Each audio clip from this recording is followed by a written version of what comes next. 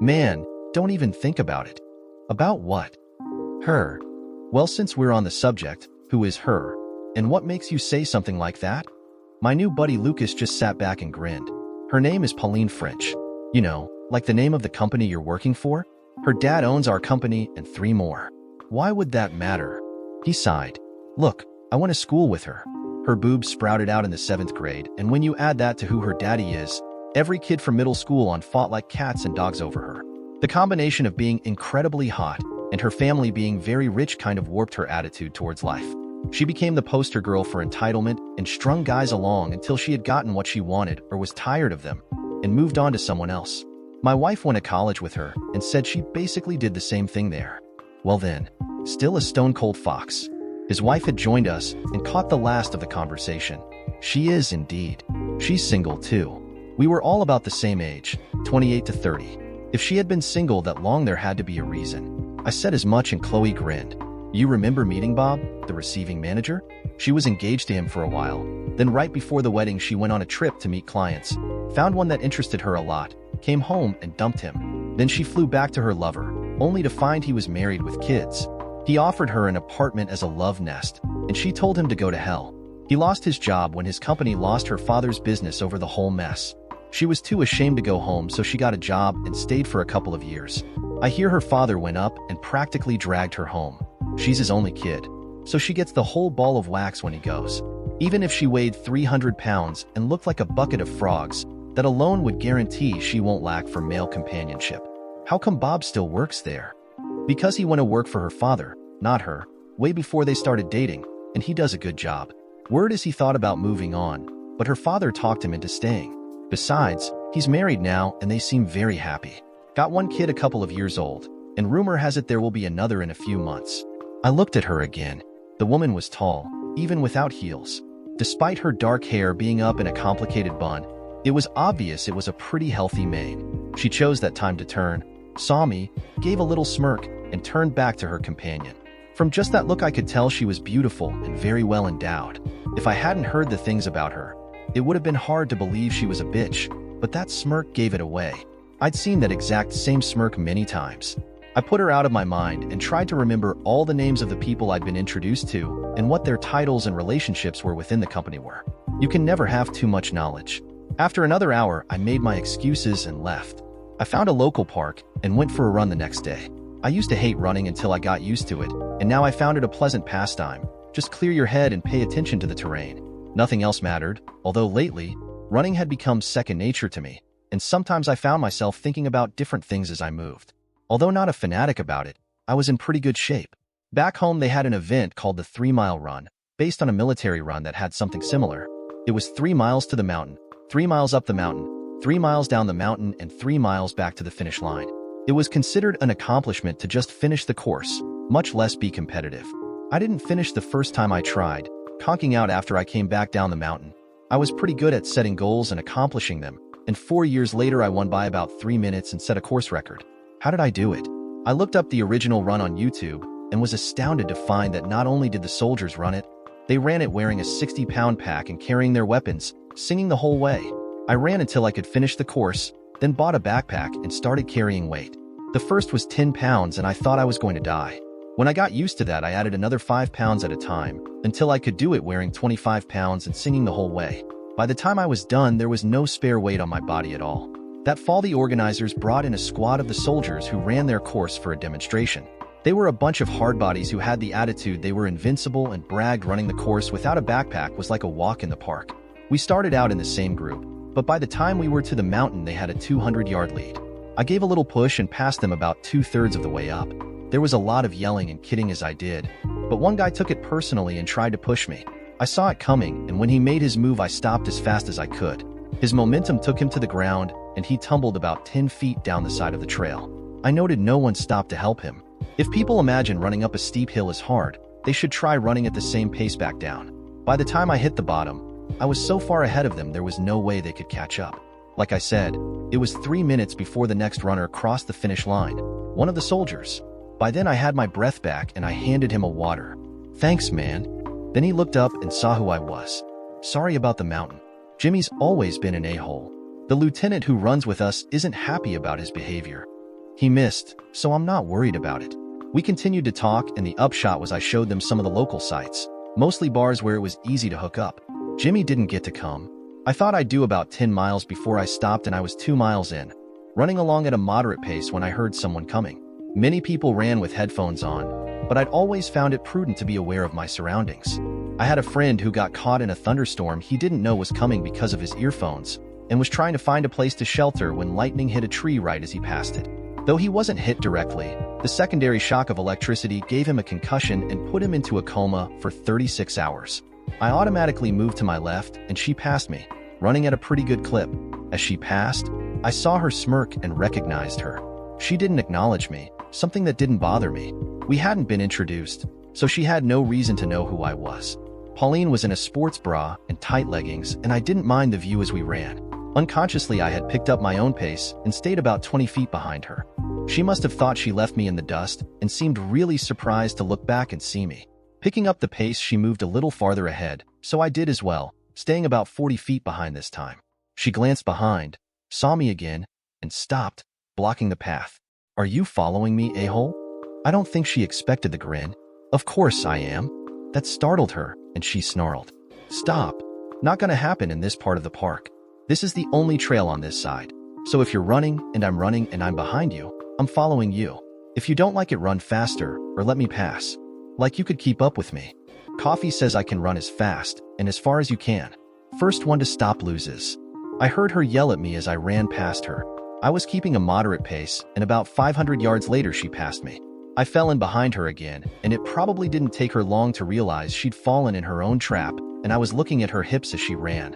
She slowed and I sprinted by her, kicking it up a notch.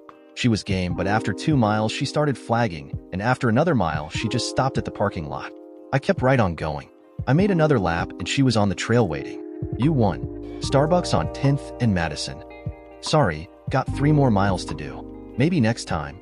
I got my end of race second wind and kept a blistering pace, finally stopping as sweat poured off me and I'd bent over to catch my breath. A hand holding a towel hovered just under my face and I looked up. "Do you this every time you run?" "Most days. Sometimes I do my long runs." I could tell by her eyes she didn't know if she believed me or not. "Still on for coffee?" "Well, I did make the bet." "Sure." I wiped off, cleaned up as much as I could, pulled a fresh shirt out of my bag and was ready to go. "Where did you park?" "You can follow me." I didn't. My apartment isn't that far away and I ran here. "Of course you did." "Okay, I'll drive." It was only 6 blocks. She ordered some kind of drink that looked like a quart of sugar with whipped cream and sprinkles, and it made me wonder how she stayed so slim. She saw the look and grinned. "I work out a lot, and I've always had a high metabolism."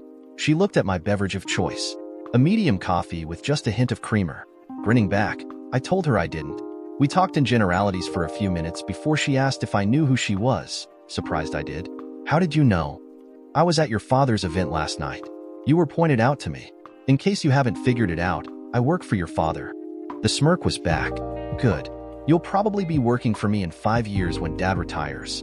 5 years is a long time, Ms. French. I've been a nomad since college, and I don't know if I have a settling down gene in my body. "Why did you take your job then?" "Because your father can be very persuasive when he wants something, and he wanted me." "It's a trait I share," she said, and the smirk was back. I kept a neutral face as I answered. "A good trait to have in business, I'm sure. Thank you for the coffee, Miss French. Maybe I'll see you at work." I don't think she wanted the conversation to end, but didn't have a choice. It hit me I'd kind of issued a challenge, and I hoped she didn't take me up on it. When she dropped me off, she looked at my building. I'd said apartment, but it was actually condos. Very expensive condos. "Dad must pay you pretty good." I didn't tell her I was using a unit that belonged to friends who were going to be out of town for a few months, for free. They said it did the place good to be lived in, and I don't think they trusted the neighbors all that much. "He does, Miss French. You have a good afternoon." She waited until I hit the code to enter the building, more to see if I actually lived there than courtesy, and drove away.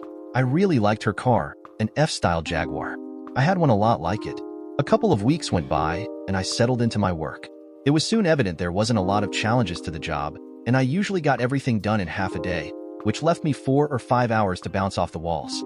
I stood it as long as I could before I asked to see Mr. French. He scheduled me in that afternoon and seemed surprised to see me. We got the pleasantries out of the way and he asked if I was enjoying my job. "No, not really. It seemed the man didn't get surprised often. Why? Did I put too much on you? I can delegate a few things if you want. I went to a lot of trouble to find you. Quite the opposite, sir. The work only keeps me busy half a day. Have you got anything else I can help with? He looked at me kind of stunned for a minute before laughing and holding up his hand. Give me a second. You're the first person since I've started the business who has come to me complaining he doesn't have enough work. Let me savor that for a bit. He thought for a minute and grinned. I may have something for you. Something new I've been wanting to get into. Give me a few days and get back to me. And Jason, I think I was right to hire you. You're going to add a lot to our team. Thank you, Mr. French. You have a good day. My new assistant had an anxious look on her face when I returned. She was really happy when I picked her over the other 11 candidates they had sent me. She wasn't chosen for looks, although she was very attractive in a kind of exotic way. She was chosen for her imitative and drive. Of all the candidates, she was the only one who had researched me, asked the right questions about my methods and understood. A few of them complained privately I'd chosen her for her looks, but when I asked a few technical questions about what the department was trying to accomplish, Marta was the only one who answered them correctly. I smiled at her. Relax, Marta. Our lives are about to be much more complicated. Good show, sir. When do we begin? I'm afraid we're going to have to fight boredom for a few more days yet. Have you got those charts I asked for? Sorted, correlated, and annotated on the key issues. You, madam, are looking at an increase in salary when we get our new assignments. She glowed under the praise and turned back to her work. For days later, I got an email from the boss. Come by my office when you can spare a minute. I'd been in the corporate culture long enough to know when it said when you get a minute, the minute better be damn soon. So I went on up. He was grinning when I walked in. Have a seat, Jason. I think I have just what you need to keep boredom away. He paused until I was comfortable. For a long time now, we've contributed to various charities as we could. The results have been mixed. A few turned out really well. We investigated another and found out 85 cents out of every dollar was going to administration, and we dropped them like a rock. Another we supported, the Go Deep Children's Fund, was really doing well until last year. The player that founded it and was the public face got into a scandal over an affair with a married woman. It came to light he was a serial seducer and preferred married ladies. He got by with it for years before he chose the wrong woman, or more importantly, the wrong husband. The husband waged a war that pretty much destroyed his career and cost him millions. He's out west with some team or another now and is absolutely radioactive. No one wants a thing to do with him. The charity tried to carry on, but the negative exposure just got to be too much and they folded. Shame, really? He paused, gathering his thoughts with a disgusted look on his face. All that being said, I have been thinking about consolidating all of my company's contributions through one outlet. You're the outlet. Think you can do it? I answered carefully. This isn't exactly what I had in mind, and it's a little outside my comfort zone, but I'd really like to try. If I think I'm not doing it the justice it deserves, you'll be the first to know. He smiled and filled me in on a few more details, and just before he left, he gave me news that almost broke the deal. I hear you've met my daughter. The reason I bring her up is she's asked about you, and any event attended will require both of you. I want her to be the new face of this company, and any exposure she can get will help. Will that be a problem? Not that I know of. I've only spoken to her once, and it was outside the office. I'm sure we can get along. We sipped the tea while Marta reviewed the charity. Should I arrange a tux for you? Not necessary. I have my own. One day, boss, you're going to tell me who you were in a past life. You live in a $1 million condo, drive a brand new Jaguar, and you have a tux or two just hanging in the closet? Why are you even here? Terminal boredom and a chance to see how the other half lives. Make sure you have a nice gown and a date. Why? Because I'm going to need a spy. No one will know who you are, and you're quite attractive. Men of all ages make fools of themselves over a pretty woman. Learn what you can. I handed her a card and a note. Go there. They will take care of you. I expect you to eclipse the other women at the gala. Marta put quite the din on my account. She walked in the next morning, plopped on my lap, and gave me a scorcher of a kiss before giggling and hopping off. Well, if I wasn't intrigued before, I definitely am now. That was the snobbiest set of bitches I'd ever seen until I showed them your note. Then they got in line to kiss my butt and pump me for information. The kiss was a thank you. The dress is fabulous. I've never owned a pair of Louboutins before, and the lingerie. Wanna see? She stopped grinning and flamed red at my reply. More than you could possibly imagine, but let's not go there. Decorum, Miss Marta. She was grinning as she walked out, only to turn. Sir, Miss French is here. Shall I let her in? I heard the sharp intake of breath and the giggle Marta tried to hide with a cough. She slammed the door behind her. You need to fire that bitch. Why? For doing her job. Good assistants are worth their weight in gold, and she's the best I've ever had. What do you require, Miss French? I read the dossier you had on the CEO and the board. How did you find all that out? I shrugged. Friends in low places. Not the most attractive picture, is it? Still, the charity has merit if it can contain upper management. Those dossiers are going to land on the majority of the board's desks Monday. Let's see what happens from there. Did you rent a tux? No, I did not. I intend to wear the one hanging in my closet. Men can get away with wearing the same thing to events. Have you a new dress? Wouldn't be seemly to show up in something you've worn before. She took a deep breath. I do, and I assure you, we will be remembered. She started out and paused. Have lunch with me. Why? So we can get to know each other a little better. It wouldn't do to appear stiff before the crowds. I grinned. As you wish. When? Today. Meet me at Amaretto's at noon. Amaretto's was one of the hardest places in town to get a reservation. I hope the food lives up to the reputation. Marta grinned as I grabbed my suit jacket. Do you know what a black widow spider is and where the term came from? Once they mate, the female kills the male and sucks him dry. Watch out for webs, Jason. You would be amazed at the traps I've successfully avoided in the past, Marta. Suffice to say, if she thinks she's going to get a virgin sacrifice, she will be most disappointed. Enjoy lunch. We pulled up at the same time, and she looked my car over, grinning. Good choice. Where did you get yours? England. For the first time, she noticed the right-hand drive. We were seated immediately, and the waitstaff fawned like she was a queen. It was an Italian restaurant, so I spoke to the waiter in Italian, and he had no idea what I was saying. The owner, however, did. He was on his way over to the table to kiss the ring, and he addressed me in his native tongue, happy to hear it spoken again. After a few moments, I could see Pauline frowning. Please excuse us, Miss French. I take it you don't speak Italian? No, it sounds like a beautiful language, though. Giuseppe smiled and said, It is the language of love, Miss French. Now please, what could I offer you? I have few things worthy of such a handsome couple. Before she could speak, I ordered for us, in Italian. He smiled and walked away. He hasn't taken my order yet. I ordered for both of us. He has a dish that was my favorite when I was in Milan, and I would like you to try it. Please. Did the frost just thaw a little? So then, you lived in Italy after England? I did, as part of my last job. I've also lived in Madrid, and of course I was raised in London. I got my CV at Eton and an advanced degree from the University of Seville. Do you speak the languages? Yes, both French and Spanish, with a bit of Portuguese. Languages seem to come easily to me. Are you multilingual? She smiled. Yes, in fashion and food. Everything else requires English. The food arrived, and we ate. Giuseppe hovered until I assured him it was the best version of the dish I'd ever tasted. He beamed and disappeared, and when the main course was over, dessert and very rich coffee appeared. Lunch lasted 90 minutes. I waited with her as the valets brought up our cars. I got a call from the chairman of the board just before lunch. He is most anxious to meet with us tomorrow to discuss the results of our investigation.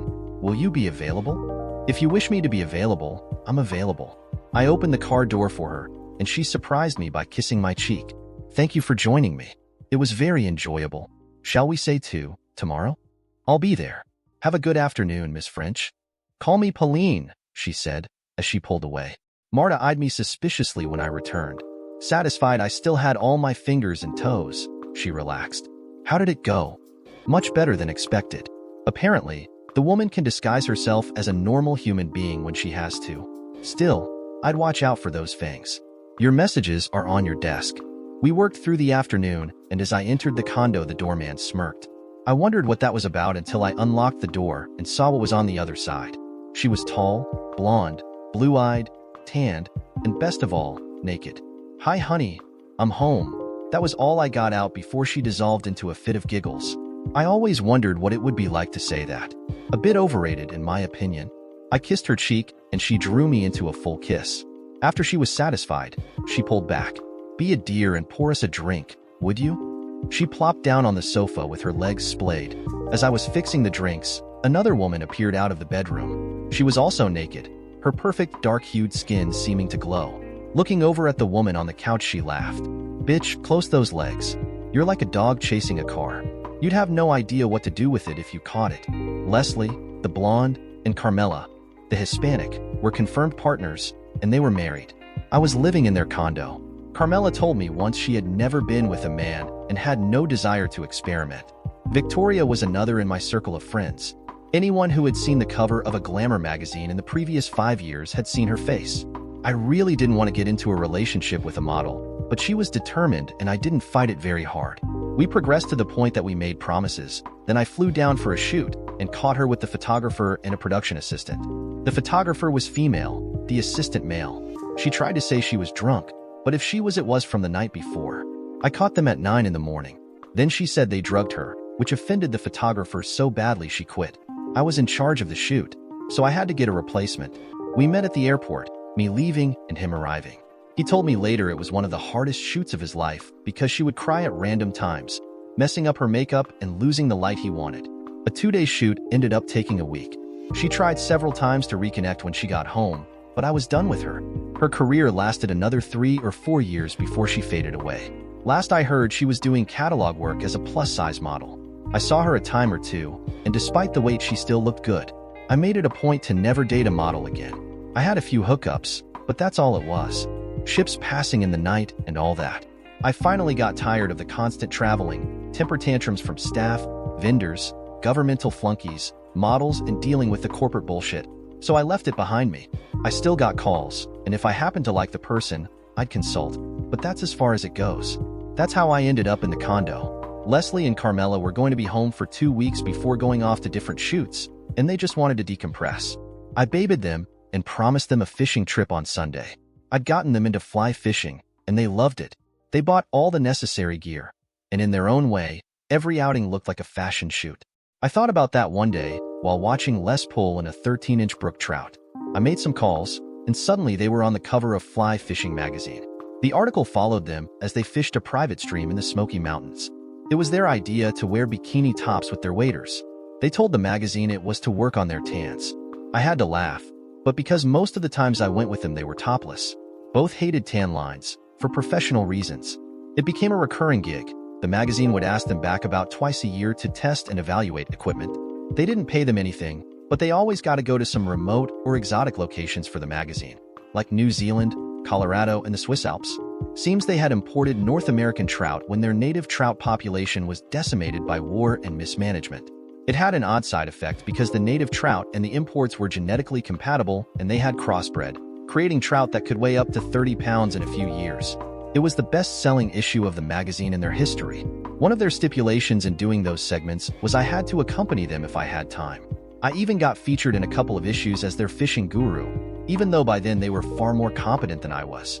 The Swiss segment was filmed and appeared as a documentary on their national television service and was picked up by Netflix. It remained one of their most popular documentaries. Hot women in bikinis, spectacular scenery, great fishing. It was almost impossible to screw up something like that. They also became active in conservation efforts, often attending fundraisers when their schedules permitted.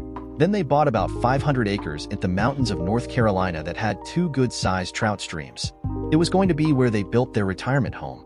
It seemed Mr. French was an avid fly fisherman and saw me in the magazines, did a little research, and when I walked away from the modeling industry, he recruited me heavily. We did one of our first interviews on the banks of a stream, fishing as we talked. He said a man's character could be measured by the way he fished. I didn't really think that was correct, but it was the way he thought. Leslie found out where I landed and called me. If you haven't found a house or apartment yet, stop looking. We happen to live in this town and we're gone a lot. Use our condo. Even though it's famed for their security, someone got into our place, took pictures, and rifled through all our stuff. We had surveillance, and they arrested the guy as he left the building. He had a backpack filled with almost every item of lingerie we owned. He said he was going to sell them on the internet, especially the ones that were in the laundry hamper. Worn supermodel panties go for big bucks. Damn, I was sitting on a gold mine when I worked with you guys. Who knew? Stalkers and break-in artists, apparently. I'm sending you the codes and a letter of introduction to management. A lot of people who live there travel, and they're used to house sitters. Stay out of our laundry hamper. I think I'm too late, but okay. They found out about the charity fundraiser and Googled it. And Miss French, she's a hottie. Yes, and she knows it. You gonna nail that? What is this? The guy's locker room in high school. I have no intention of nailing that. I have a feeling the baggage she carries would weigh us down. I told them of the history I'd learned. Leslie was looking at her picture on the company Facebook page. I'd do her. Carmela was giving her the evil eye, and she tried to back up. That is, if I was a horny guy and not a stone-cold bitch who's desperately in love with her wife. Jace should have sex with her just on general principles. Carmela grinned at the save. You hit that on the head. Jace has too many principles to just do her. For God's sake, he works for her father. If he just banged her and dumped her, she'd be crying on Daddy's shoulder until he had to address the issue. They bantered back and forth leading up to the event. I should have known by the way they grinned they were up to something, but Miss French was taking up way too much of my time. We'd met with the chairman and a couple of board members he'd vetted. He hadn't liked the information we'd given him. He held an emergency meeting, and when it came time for the gala, he was down a CEO, a CFO, a lawyer, and 2 board members. He kept it as quiet as he could before the event, but it would definitely hit the fan come Monday. My friends hovered over me like they were my mothers before sending me out to the limo. Pauline was living in a 3-bedroom apartment over her father's 5-car garage. She had a private entrance so her parents couldn't see when she came and went, or if she was entertaining anyone. I expected to meet her there, but she texted me to meet her at her parents', so I rang the bell on the really ornate door, promptly at 7:30. You would have thought we were 16 and going to our first prom the way they fussed over us. Mr. French had called me one day with a problem. He was supposed to take his wife to lunch, but had a situation that needed resolved with a vendor right away. Would I take her? I took her to Giuseppe's, and he again fawned over us like we were royalty. It helped his opinion of me quite a bit when I took Carmela and Leslie there for dinner once. He had pictures of us hanging behind his bar, a sort of hall of fame for him. There was even one of him between them while both girls were kissing his cheek. Giuseppe was in his late 60s, and I was afraid he was going to have a heart attack. Mrs. French took notice. You know these women? They're old friends. But they're old friends, I said again, grinning. I've known them since Leslie was 17 and Carmela was 20. We met through a job I held at the time, and I helped them out of an ugly situation once. After that, they kind of adopted me. Is it true they're lovers? You don't have to tell me, but they seem so happy every time you see them on television. They're not lovers. They're spouses. I was best man to both at their wedding in Crete. They're very much in love, and I can easily see them growing old together. Have you ever, known any models? I grinned and gave my answer in my best Eton accent. Why, Mrs. French, are you asking me to kiss and tell? That would be unseemly, don't you think? She giggled like a schoolgirl. I think, dear Jason, that there's even more to you than my husband knows. Please excuse an old woman and her fantasies. Old? Have you not noticed the way Giuseppe stares at you and hovers over the table? He looks at you like you're the last bit of chocolate mousse in the universe. The woman dimpled when she smiled, and I found it very charming. But I wasn't kidding. She was very attractive for her age, and he was infatuated. I think I broke his heart when I told him she was happily married to one of the richest men in the state. After that, every time she was in the building, she would stop in and say hello. She even took Marta to lunch once and worked her like an old hand pump, trying to find out more about me. Sadly, she knew very little, and she wasn't about to divulge what she did. A very frustrated Mrs. French dropped her off. Mrs. French was snapping pictures with a very nice camera, talking a mile a minute. Don't they look nice, Robert? Such a handsome couple. I bet they will turn heads when they appear on the floor. She prattled on a bit in excitement before Mr. French gently stopped her. Dear, let them go. You can amuse yourself thinking about the flowers for their wedding while they're out. You two play nice and don't embarrass the company. I expect a report by Monday afternoon. Off you go. Mrs. French went bright red over the comment about the flowers before she giggled. White and pink, and I know just where to shop for the gown. You need to think about the next generation they'll be giving us. It was his turn to glow red. It was a bit of a bone of contention between Pauline and her father. He wanted grandchildren he could pass his legacy on to, and she was being particularly stubborn about it. Add in the 2 failed engagements, and it looked like he would be waiting a while longer. The limo dropped us out front, and I thought it odd they had a red carpet. The local news outlet was there in force, cameras recording while shutters snapped at the speed of light. We got our share of attention. Her father was one of the biggest employers in the state and carried a lot of weight in the town. They knew immediately who Pauline was, and speculation over me was rampant. She was greeted like the local royalty she was. Pauline loved the attention, the adulation of the masses as it were, and I knew then my original assessment of her was spot on. Miss French was more than a little narcissistic. I just smiled a lot and blended into the background as much as I could. Her father wanted her to be the face. She needed to be the face. Pauline caught on after about a half an hour. What are you doing? Making sure you get your moment in the sun. Why? Because your father wants you to be the new face of his company. I don't want to detract from that. You should be by my side. We're the new face of the company. Right now, we are. Years down the road, long after I'm gone, I don't want them wondering what happened to me. Best to keep the focus on you. I could tell she was frustrated. Why do you keep talking about leaving? You just barely got here. I shrugged. It isn't my company, and sooner or later I'll go back to what I used to do. What exactly was that? Not this. Her eyes tightened in anger.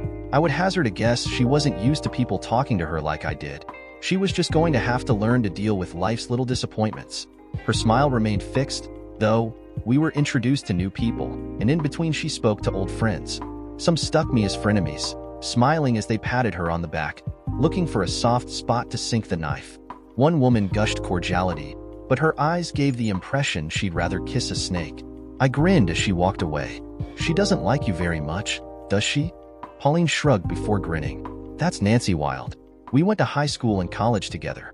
I stole a boyfriend from her. Well, two actually, one in high school and one in college. Did you steal them because you wanted them, or just to piss her off? Pauline blushed and I had my answer. Miss Wild took every opportunity she could to flirt with me, much to the growing irritation of Miss French. You know what she's doing, right? I held up the card she had given me with her numbers on it. I'm guessing her actions follow the tenets of payback being a bitch, but I could be mistaken. It didn't surprise me much when she snatched the card out of my hands and tore it into little pieces. She said you would do that. It's why she gave me 2 cards. Wine. Pauline stormed off towards the ladies' room, and I wandered up to the bar. 2 glasses of a very good vintage of red wine in hand. I scanned the crowd to find her talking to a man I didn't know. She was flirting heavily, giving him all kinds of signals when I walked up. Ah, here you are, dear. She stiffened as I handed her her glass. I smiled. Well, you seem to be busy. Please excuse me while I mingle. I hadn't gone 20 steps before Leslie appeared in the crowd, latching down on my arm and giving me a big kiss on the cheek. Carmela appeared an instant later, taking the other arm. They had gone all out, and comparing to how they shined in the room would be like comparing the light from a lantern against 2 comets blazing across the sky. Men, and a few women, were basically tripping over their tongues. We've been watching. She's very beautiful. See how she's trying to make you jealous? How very high school of her. Are you sure you're interested in her? I don't know if I am or not. Like you said, she's behaving like a 16-year-old. Perhaps she had an event in her life that left her emotionally stunted. Oh my, she just noticed you with us. I can see the steam coming out of her ears from here, and now she's heading towards us. It didn't take long before she was standing before us, a quizzical look in her eyes. I see you finished your conversation with your friend. Please allow me to introduce Leslie O'Brien Valdez and Carmela Valdez, 2 very old friends of mine. Ladies, this is Miss Pauline French. Leslie smiled and shook her hand. Carmela was a little cooler towards her, just to keep her off balance. Good evening, Miss French. How is it you know our Jason? She put a little stress on the word our and smiled when she tensed up. He's my date for the night. Leslie got a dig in. Really? We thought by your actions the man you were talking to was your date. More than your date, actually. Old friend? I could tell the pot was about to boil over. Yes, an old friend. A very intimate friend at one time. He's married now, to a very lovely woman. You threw him back? No, we just had different goals and drifted apart. Jason, honey, we should mingle. Remember our purpose here. Carmela gripped me a little tighter when she called me honey. She was having a ball. Yes, dear. Ladies, it was lovely to see you here. A very pleasant surprise. Can I take it you support the charity? It seems worthwhile, but we've thought that before. We shall have to do a little research before we commit. I'll call Jason with our decision within a week. Have a pleasant evening. They both made a production out of kissing me on the cheek again before they walked off. Pauline was struggling with containing her curiosity. That, and she hardly ever had to deal with women as beautiful as she was who treated her with indifference. It was throwing her off her game. How well do you know them? Very well. In fact, right now I'm living with them.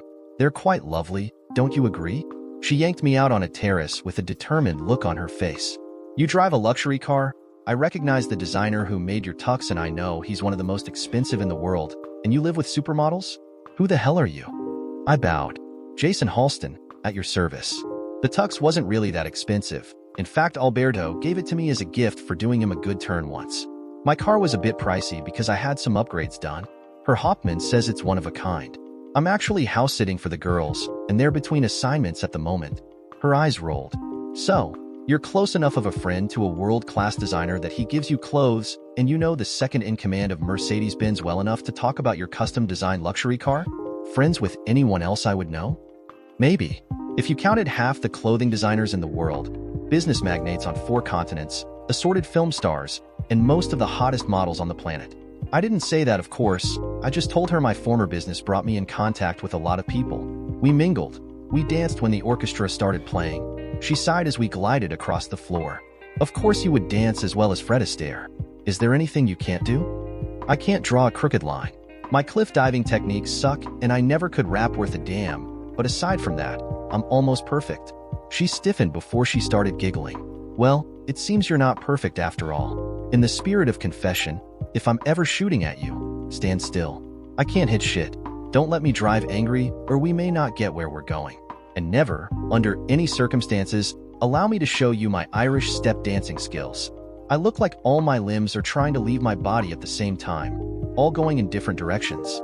That's an interesting mental image. So then, since we're merely human, we should carry on. I found Pauline to be a bit territorial. She danced with a few of the dignitaries, the movers and shakers of the city. She frowned when I in turn danced with their wives and girlfriends, as well as Les and Carmela, and the icing on the cake happened when they played the tango, by request. Her frenemy, Nancy, had given the orchestra leader $500 to play it, and she swooped down on me before anyone knew what was going on. I had been taught the dance in Argentina and Brazil and knew what I was doing. She almost didn't keep up. I put all the best moves I'd learned into the routine, and in the end, it looked like we were having sex with our clothes on in the middle of the dance floor.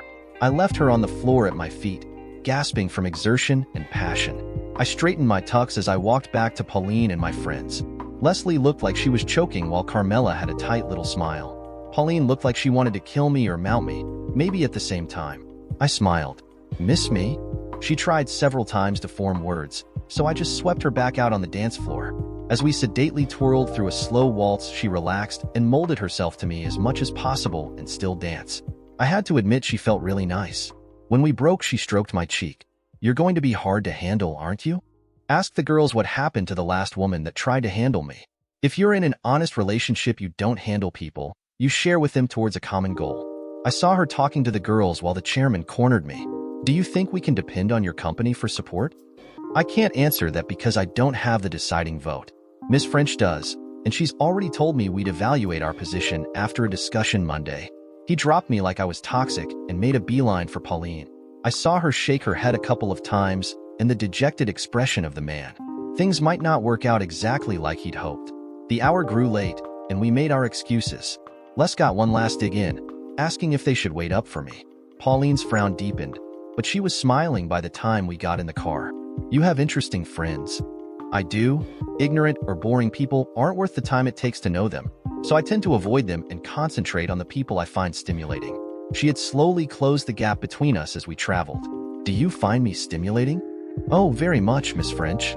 By now we were snuggled together, and I jumped when she nipped my ear. Don't be flip. If you do, you'll need surgery to replace pieces of your ears. And if you call me Miss French one more time, I'll consider it the ultimate in flippancy. Understand? What would you prefer I call you? Well, honey would be nice. Dear wouldn't be unwelcome, either. Duly noted, honey dear. Oh goody. You already have a pet name for me. You have one other flaw we need to rectify as soon as possible. What would that be, dear honey? You talk too much, she said just before her mouth covered mine. It was a pretty intense 15 minutes as our tongues dueled and body parts stiffened. I was inching her dress up, and she was trying to undo my pants when we heard the crunch on gravel and knew we were on the ornate driveway of her father's house. We just barely got ourselves under control when the car came to a stop. We might have made it upstairs to her apartment if her mother hadn't been waiting under the columns flanking her front door. I handed her out of the limo and walked her to the portico. Thank you, Miss French. It was a most pleasant experience. It was indeed, Mr. Halston. We must do something like this again soon. She was grinning. Her mother was staring at me before breaking out in a huge smile. I kissed both on the cheek and took the car home. I walked in the door to find the girls in dressing gowns, drinking wine. They stared at me for a second before the giggles broke out. What? Go look in the mirror. It seemed Pauline had a very distinctive color of lipstick, a color that showed up well on my lips and cheek. No wonder her mother was laughing. I now knew what the gleam in Pauline's eye was about. Did you nail her? She got any skills that's not fit for genteel conversation? Did. We swapped a little saliva, Les. That was it. Really? She looked like she was ready to do you on the dance floor in front of everyone assembled. Why didn't you seal the deal? I looked at Carmela and she grinned. I'm afraid she watches too much television, especially softcore romances on cable. Seriously, I know she's very attractive, and she probably has plenty of experience, but I got an odd vibe off her. Nothing I can put my finger on without knowing her a little better, but it was there. She's led an interesting life. I told them what I knew about her past life, including the boyfriend stealing, the affair with a married man, and her 2 broken engagements. It sounds like she's a conqueror of sorts. It's not about the person, it's about winning, scaling the heights, planting the flag, and moving to the next challenge. I'm sure you've ran into the same thing when you were working in the trade, and I'm sure you know it never ends well. Carmela, besides being drop-dead gorgeous and worth millions, also held a master's in psychology and was intent on getting her PhD when she retired.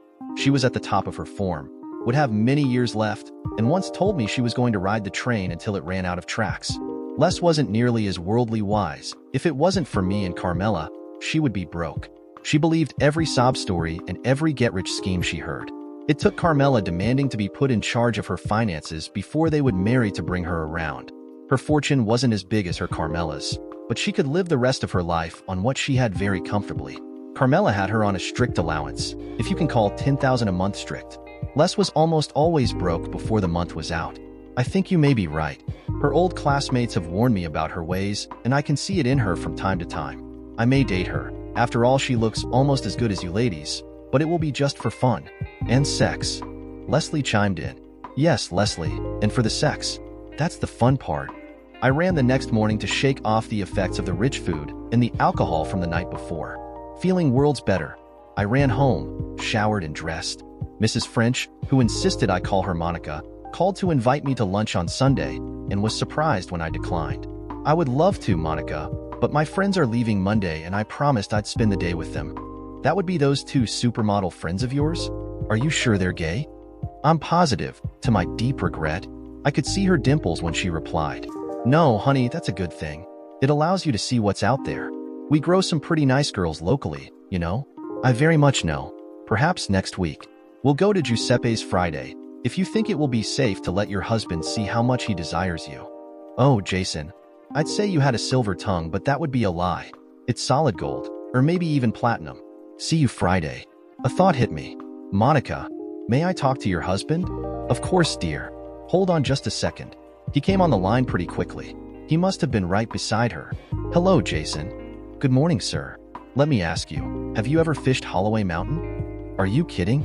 Your rods have to be gold-plated just to get past the gates. I'd love to fish those streams, but I've never seen a trout worth that price. And that's one of the reasons you're so successful. I have an opportunity to fish there Sunday. Would you like to come? It wouldn't cost you a dime, and I'm sure my friends would enjoy fishing with someone new.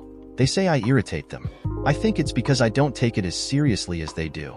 I call it their fish head mode, and it irritates them no end. Seriously? When I hang up, I'm going to slap Monica for not giving birth to you. What time? We need to meet at the resort no later than 6 to get as much time in as possible. Can you do that? Oh, and I think Monica has plans for me that would be illegal if we were related. So give her a big kiss instead. I bow to your wisdom. My tongue will be massaging her tonsils as soon as we disconnect. I'll be there with bells on. Don't. It would scare the fish. I heard her giggle and his laughter as they disconnected. 2 hours later, I got another call. I hear you sabotaged my plans for Sunday. Sorry, honey dear. Previous commitment. Her tone softened. All right, but after this I expect a lot of commitments to be with me. Are you positive they're gay? As a matter of fact, they've invited me to help broaden their horizons. It should be very educational. I heard her sharp breath. You're a bit of an ass. Anyone ever tell you that? If I thought for 1 minute the least little bit of what you just said was true, it would mean I'd have 3 asses to whip. I doubt seriously you need further lessons, but if you do, they will come from me. Understand? You don't own me. Her laughter went on for a minute. When she got her breath back, I could hear the smirk. You keep on thinking that. It'll make the chase that much more fun. Yes, honey dear. Good. I'll see you Monday. Rob insisted I call him by his given name, since we were off the clock. He met us at the resort, and I thought his eyes would pop out of his head when he saw who got out of the Range Rover. The ladies were in tight jeans and long-sleeve tops because the weather was still a bit cool, but even in their waders they would have turned heads. They got him over his nervousness by talking about fishing and particular flies they were fond of using while I pulled the equipment out of the boot. The guide we were using introduced himself and got us into some little off-road vehicles. I grinned when I noticed he had the girls in his cart while Rob and I followed in another. It took almost an hour to get to the stretch of stream we had been assigned, and another 20 to rig up. In a move that disappointed the guide greatly, Carmela decided I would be her partner and Les would fish with Rob. We fished until 11, then broke for lunch. We'd all caught fish and some were a decent size, but this stretch was designated catch and release, so we didn't get to keep them. Rob became even more impressed when we were taken to a little shelter 20 minutes up the trail that had full amenities. Lunch was an impressive choice of rack of lamb or roast duck, both with veggies designed to complement the meat. There was even a small dessert. We all ate sparingly, not wanting to carry a heavy load as we balanced on rocks, but it was hard. We stayed for about 20 minutes after the meal, enjoying a coffee and relaxing. When it was time, they took us to another, larger stream, with a lot of deep pools and impressive runs. I partnered with Leslie while Carmela took Rob. We talked as best we could while we fished. He really likes you, Jason. I think he has a lot of plans for you, even if you and his daughter don't click. He's worried about her, and he thinks someone like you would be good for her. She's used to being the biggest fish in the pond, and she's never been exposed to anyone who swims with the sharks. He thinks you scare her a little, and he loves it.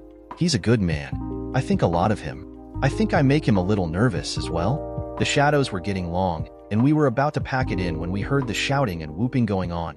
Les and I walked down the stream to find Rob grinning like an idiot. He'd caught a 25-inch, 14-pound trout.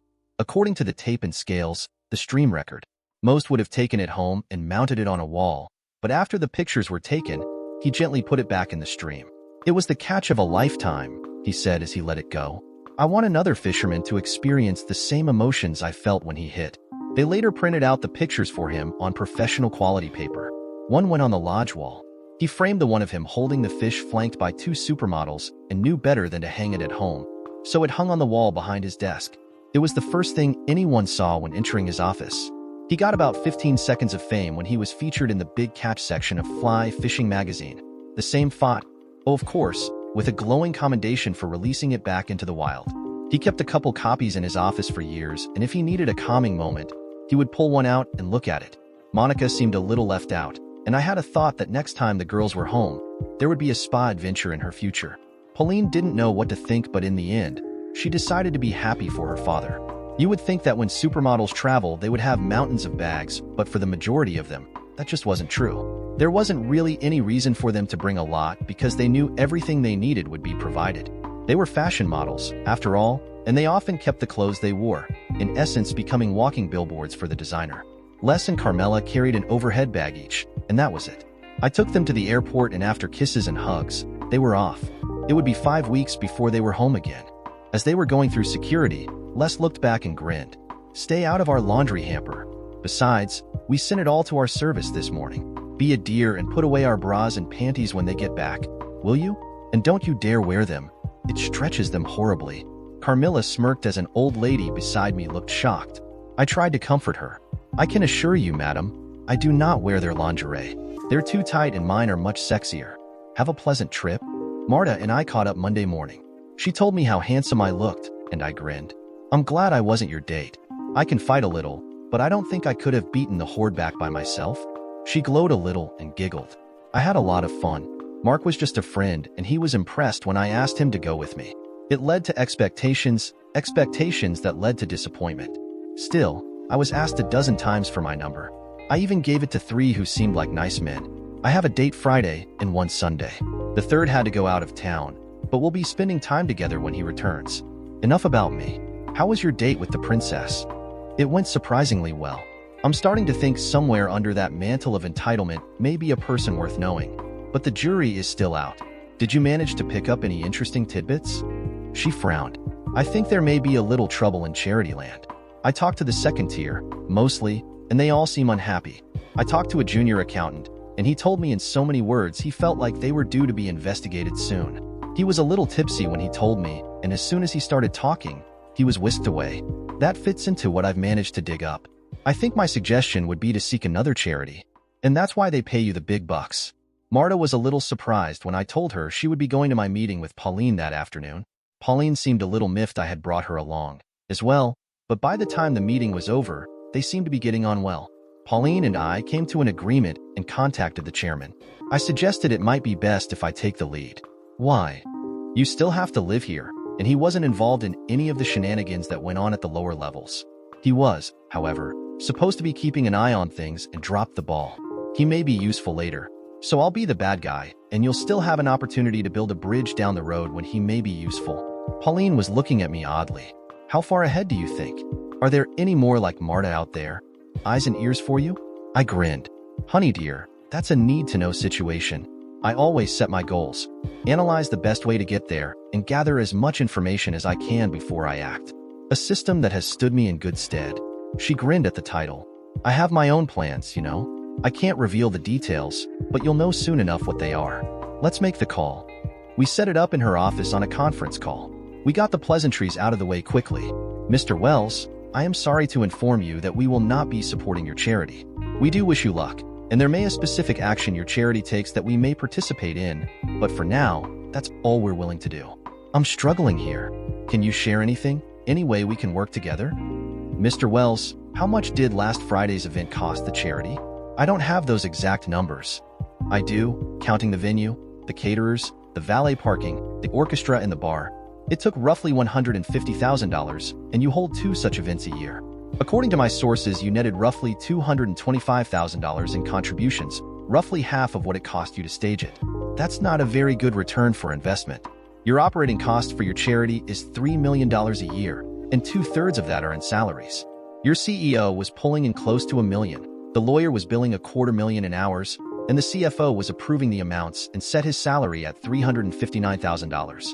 2 of the board members profit from contracts with your organization. Roughly 80% of donations went to operating costs. That left very little for the thing the charity was funded for, helping people who need it. There was a little silence as he gathered his thoughts.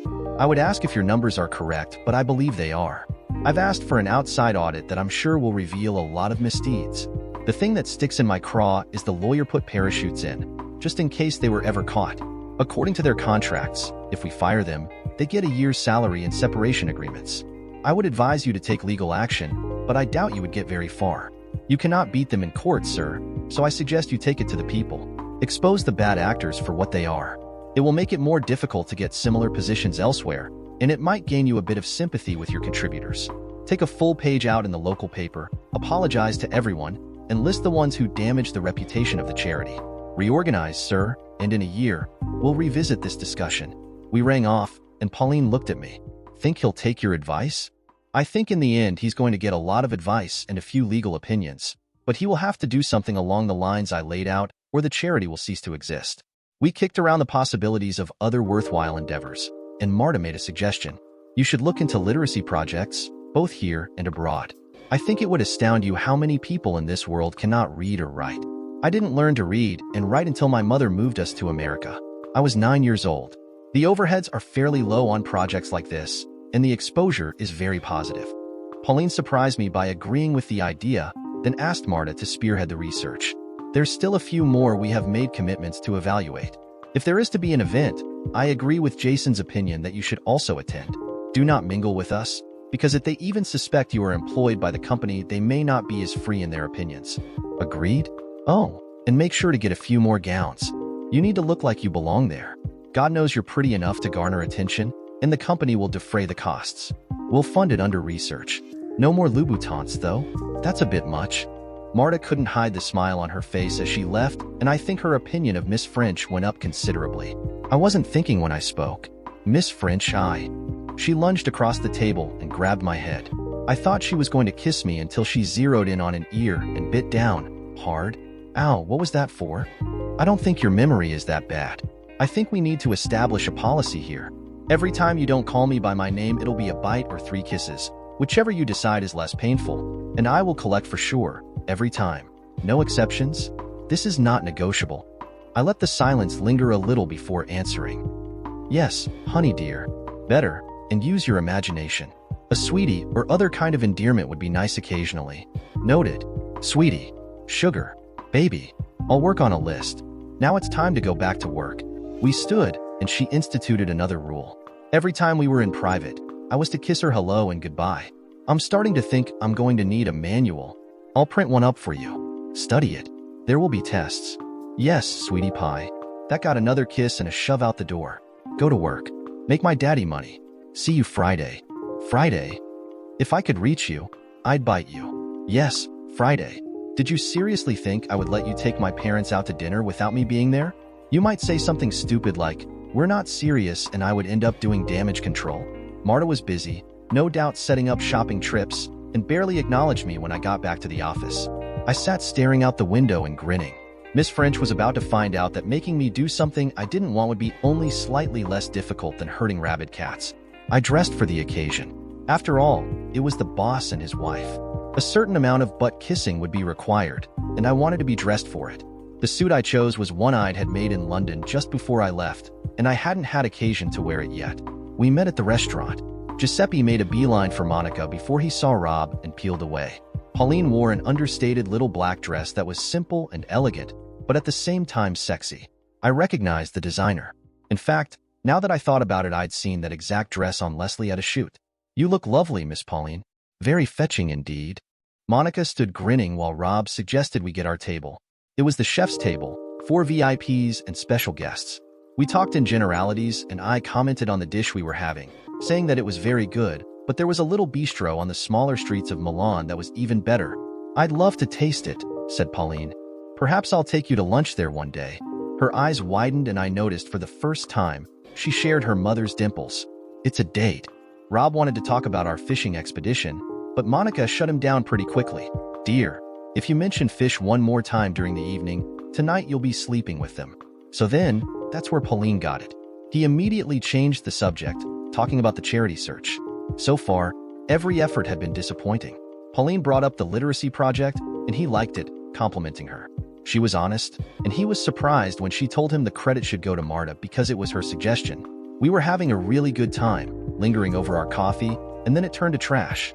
One of the men Pauline had dated and dumped was at the restaurant with a date, and when he saw her sitting with her parents and a stranger and having a good time, it offended him. Pauline let out a little gasp when she saw him. I was on the opposite side of the table and was out of my chair before he made it to the table. He'd obviously had a lot to drink because he was weaving, but his tongue still worked. Hello, bitch. I see you've got a new sucker on the line. How long will he last? A week? A month? Long enough to fall in love with you, so you can break his heart? You're a heartless bitch, but you know that, don't you? You'll end up screwing everyone who'll pay attention to you and die old and alone. You. Luckily, he wasn't loud, but people were starting to stare. By then, I was around the table with my hands held up. Sir, please do not make a scene. I think you should go back to your table. Miss French obviously doesn't care for your company. He turned his bloodshot eyes to me, something new for the focus of his anger. He opened his mouth and I put my left hand in it, poking as hard as I could. He immediately started choking and gagging, and I had him by the shoulders, walking him away from the table. Giuseppe intercepted me with 2 waiters and walked him outside, tossing him on the sidewalk. He immediately started vomiting, my hand and the alcohol not agreeing with each other. Then he passed out. Giuseppe immediately called the police. Passed out drunks on the sidewalk of his restaurant was really bad for business. His date was crying, and Giuseppe ordered her a car.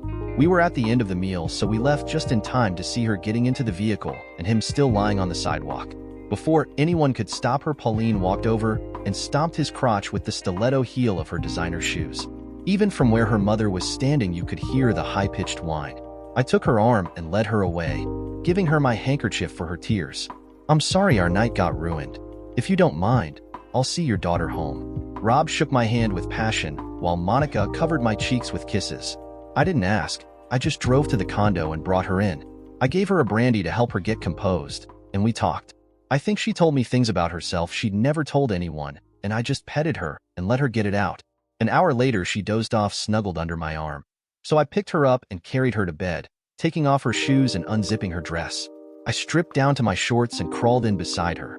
She snuggled in and I was asleep in a matter of seconds.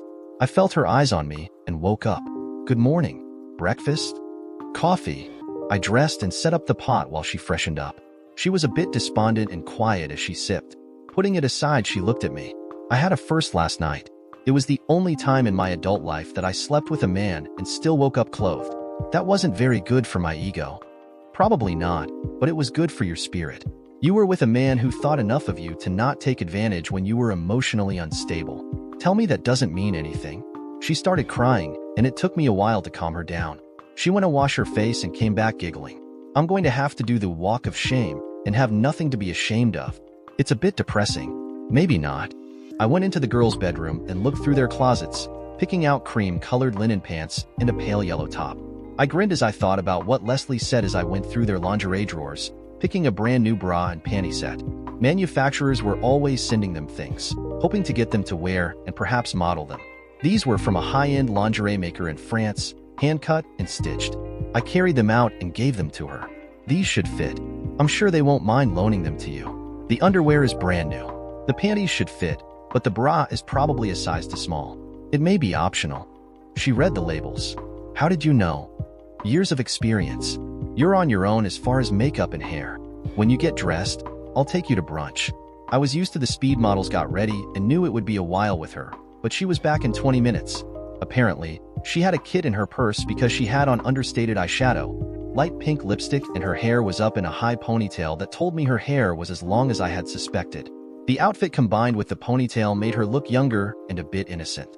I quite enjoyed it. Do you have any idea what these clothes would cost retail? No, but your look would make it worth the cost. I thought her tongue was going to come out my ear the way she was wriggling it in my mouth. She pulled back, pulled a tissue out of her purse, and gently dabbed my lips. I ought to leave it on there just so everyone knew you were claimed. Come on. I'm suddenly famished. She knew the restaurant, and between the French toast, the omelets, and the 3 blood orange mimosas we had, we were quite full. She went into full pout mode when I took her home. I laughed and kissed her cheek. Rest. You have a big day tomorrow. Wear jeans or canvas if you own any, and a comfortable pair of shoes. And by comfortable, I don't mean high heels or sandals. We'll be outdoors most of the day. I'll be by at 7. If you're not up or ready, I'll go without you. Understand? Sugar pumpkin? She tried really hard not to smile, but failed. I waved to Monica as she made a beeline for the apartment, wondering how disappointed she would be that we didn't have a lust-filled night of passion. She was out front when I pulled up, surprised at the vehicle. I was using the Range Rover. The girls asked me to drive it from time to time to keep it functional. She got into the SUV without a word. Rob met me as I was pulling out. Are you taking her where I think you're taking her? If you are, good luck. She's fought me tooth and nail over the years about it. Well then, I hope she keeps her claws retracted. If not, we'll be back early. She eyed me as I pulled onto the highway. What was that about? Nothing, sugar dumpling. She tried to stop the smile, but it came through. When we pulled through the gates of Holloway Mountain, she tensed up. Why are we here? Well, I intend to do a little fishing and hope to enjoy the pleasure of your company. If the thought is so appalling to you, they have a very nice spa here. I'm sure you'll enjoy it. She thought for a minute before deciding. I'll spend the morning with you, but if this sucks as bad as I think it's going to, then my afternoon will be spent enjoying the amenities. All of them. Good enough. Breakfast first. The restaurant at the spa was rated at 4 Michelin stars, and I think they underrated it. Tempted as I was, I ate light and Pauline noticed, following my example. Chastity was to be our guide today. I thought Pauline would be more receptive with a woman around. Her threat assessment radar clicked on, and it wasn't until I asked about her new baby that it shut down. Chaz showed her how to don the waders and the basics of how to use the rod. She looked up and saw me filming with my phone. What are you doing? Recording this for your father. He made me promise under threat of immediate termination if I didn't. Try not to fall in the water. We were on what the guides called Novice Creek, a medium stream with soft flowing curves with little overhang. Pauline was a very determined woman and she saw this as a test, so she really paid attention and concentrated. Chastity had to talk her into relaxing, telling her if she was too tense, she wouldn't be able to cast well. I was very glad I was able to record her first fish, a little 8-inch rainbow trout. The way she laughed and hooped, you'd have thought she had landed Moby Dick in a rowboat. I had to take about 10 pictures of her before Chastity showed her how to remove the hook and release her catch. I thought, if anything, this would break the deal, but she was very gentle with the fish. Of course, she whipped out some wet wipes and cleaned her hands afterwards. She almost didn't want to break for lunch because she was having so much fun. How many did you catch? None, honey bunch. I was here today for you to enjoy this. I may cast a few after lunch, but this morning was all about you. I had to show her the highlights of the morning, and she got excited all over again. Chastity came into the dining room ringing a bell. Ladies and gentlemen, I present Pauline French, a virgin no more. She's one of us now. There were television screens in the room because it doubled as a sports bar on the weekends, and they all lit up, showing her catch her first fish. Her smile as she posed was brighter than sunshine. There was a round of applause, and many came by to congratulate her. She talked about it on the way to the news stream. I think most of the important people in the state were in that room. Do you have any idea how gratifying it was to have a state Supreme Court judge give you a fist bump and say, "You go, girl"? So that's what he does. I always wondered about that. Those people don't awe you at all, do they? Not really. When we're at the lodge, we try to leave our day jobs behind. I'm sure they network with people they meet here, but they keep it away as much as possible. They're here for the fish, and the spa, and the pool and tennis courts, maybe the championship golf course. The state amateur championship was held here last year. Do you golf? She kind of swelled. I was on the golf team with Rosie Chu at college. We won all the way through regionals before an Ivy League team killed us in the semis. Rosie Chu was the hottest thing in women's golf this year, winning 3 tournaments so far, and the season wasn't half over. We must play sometime. It's been a while. Where did you play last? St. Andrews. Pauline just rolled her eyes and changed the subject.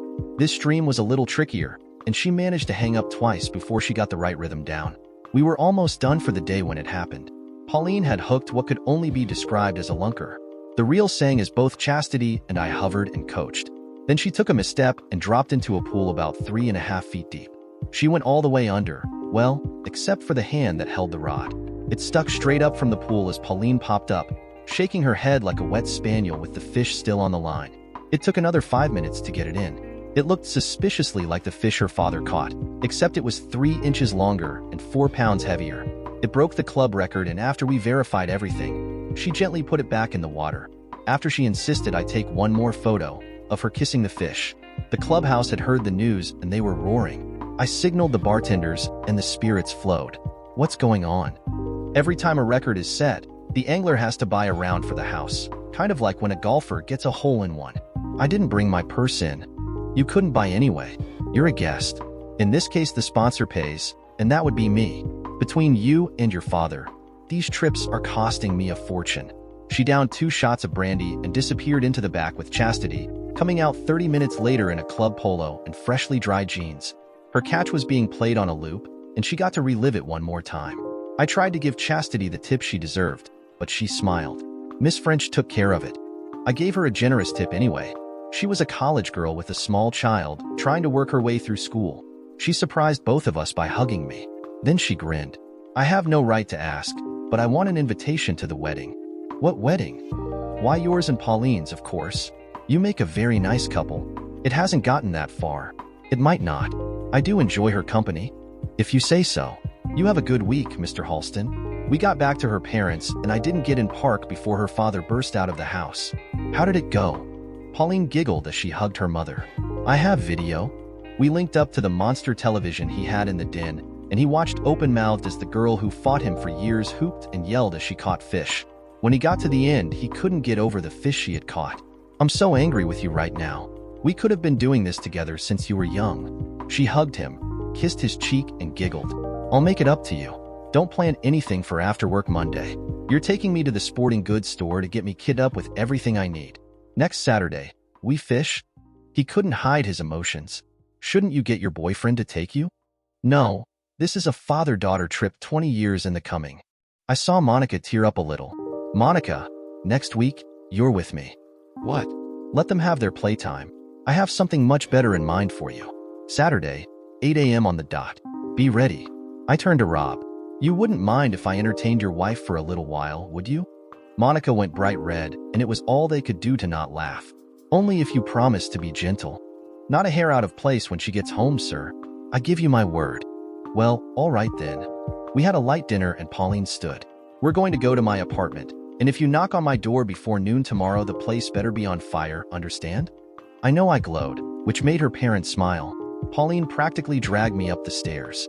The apartment was easily 1,800 square feet and very tastefully decorated. I complimented her and she grinned.